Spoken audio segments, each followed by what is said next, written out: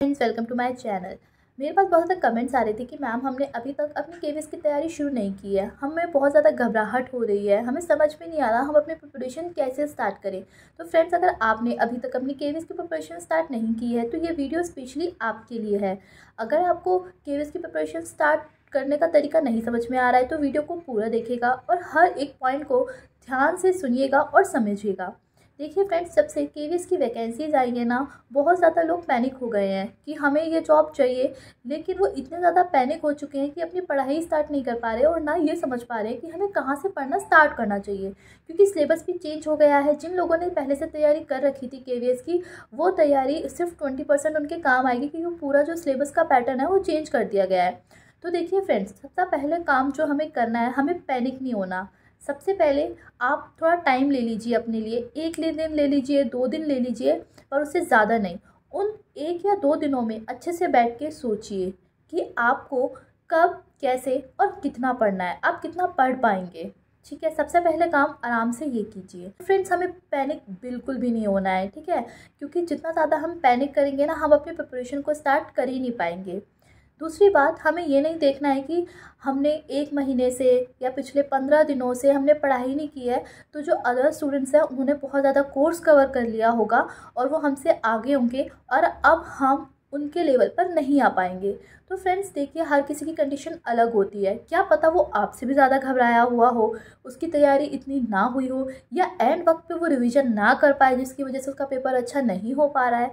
तो प्लीज़ सबसे पहले अपने आप को किसी से कंपेयर करना बंद कर दीजिए। सिर्फ अपने ऊपर ध्यान दीजिए। आप अपना हार्डवर्क देखिए कि आप अपनी पढ़ाई को कितना टाइम दे रहे हैं। अब बात आती है कि हम कहाँ से स्टार्ट करें। तो देखिए फ्रेंड्स, मेरे अकॉर्डिंग जो सबसे ज़्यादा मार्क्स का सब्जेक्ट हो, साथ ही साथ जिसमें आप वीक है, आप वो ज़्यादा प्रिपेयर कीजिए। मान लीजिए आप पेडागोजी में वीक है, तो सबसे पहले आप पेडागोजी की प्रिपरेशन कीजिए, क्योंकि वो आपका वीक सब्जेक्ट है और आपको वहाँ पर फोकस करने की बहुत ज़्यादा ज़रूरत है। और जैसे कि हम सभी जानते हैं कि जो पेडागोजी है उसका जो नंबर ऑफ़ मार्क्स है वो भी बढ़ गए हैं। सिमिलरली अगर आपकी ईवीएस वीक है तो आप ईवीएस में सबसे ज़्यादा फोकस कीजिए और अदर सब्जेक्ट्स को थोड़ा थोड़ा टाइम दीजिए। फ्रेंड्स, अब बात रही टाइम टेबल बनाने की। देखिए फ्रेंड्स, जब हम हाउसवाइफ टाइम टेबल अपना बनाती हैं और उस टाइम पर वो सब्जेक्ट जो कंटेंट हमने टाइम टेबल में लिखा था वो नहीं पढ़ पाते, तो हम लोग पैनिक कर जाते हैं।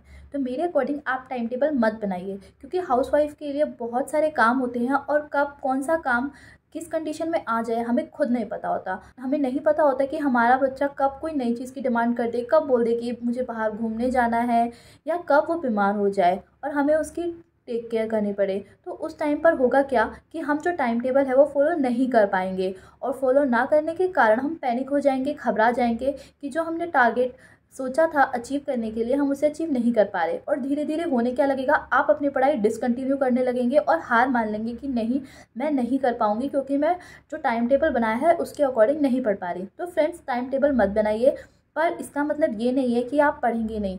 जितना भी टाइम आपको मिल रहा है ना, उसमें जितना ज़्यादा हो सकता है, जितना भी आप कंटेंट कवर कर सकते हैं वो सारा कवर कीजिए। तो फ्रेंड्स, आपको मेरा ये टाइम टेबल वाला आइडिया कैसा लग रहा है, प्लीज़ मुझे कमेंट करके बताइएगा, क्योंकि मुझे पता है काफ़ी लोग ऐसा कहेंगे कि टाइम टेबल बनाना तो ज़रूरी है, क्योंकि बिना टाइम टेबल के हम नहीं पढ़ सकते। पर मेरी जो बात है कि मैंने आपको बताई कि हम हाउसवाइफ हैं, उस टाइम पर हम वो काम कर पाएँ ये ज़रूरी नहीं है। हमारे पास घर के और बेबी के बहुत सारे काम होते हैं।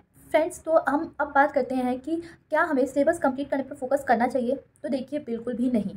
अब जितना भी ज़्यादा आप सोचेंगे कि मैं टाइम पर सिलेबस कंप्लीट कर लूँ, ये आपके दिमाग में सिर्फ और सिर्फ एक टेंशन क्रिएट करेगा।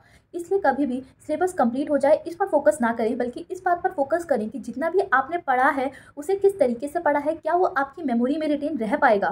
कहने का मतलब ये है कि जितना भी पढ़ें अच्छे से पढ़ें, कि अगर उससे भी रिलेटेड कोई भी क्वेश्चन आ जाए तो वो आपका गलत ना हो।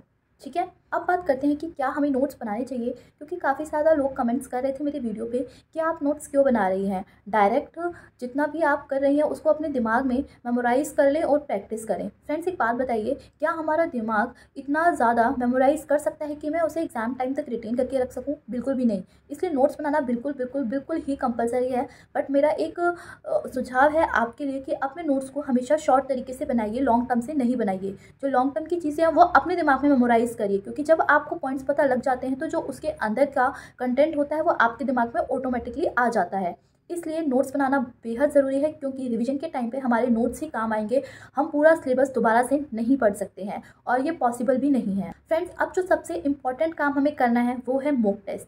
देखिए, चाहे आपका सिलेबस कंप्लीट हुआ है, चाहे आपने पढ़ाई शुरू की है या नहीं, इससे आपका कोई लेना देना नहीं है। लेकिन जो सबसे इम्पॉर्टेंट काम आपको करना है वो ये करना है कि डेली एक मॉक टेस्ट ज़रूर करना है। और मॉक टेस्ट के ऊपर मैंने एक वीडियो बनाई थी जहाँ पर आपको फ्री में मॉक टेस्ट मिल रहे हैं और वहाँ पर उनकी एक्सप्लेनेशन भी मिल रही है कि इसका आंसर ये क्यों होगा। तो प्लीज़ वो मॉक टेस्ट ज़रूर सॉल्व करिए।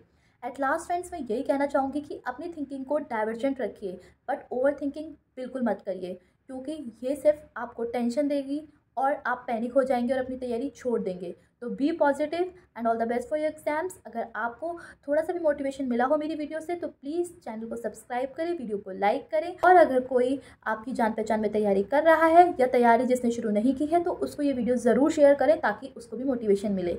बाय बाय फ्रेंड्स, मिलते हैं हमारी नेक्स्ट वीडियो में।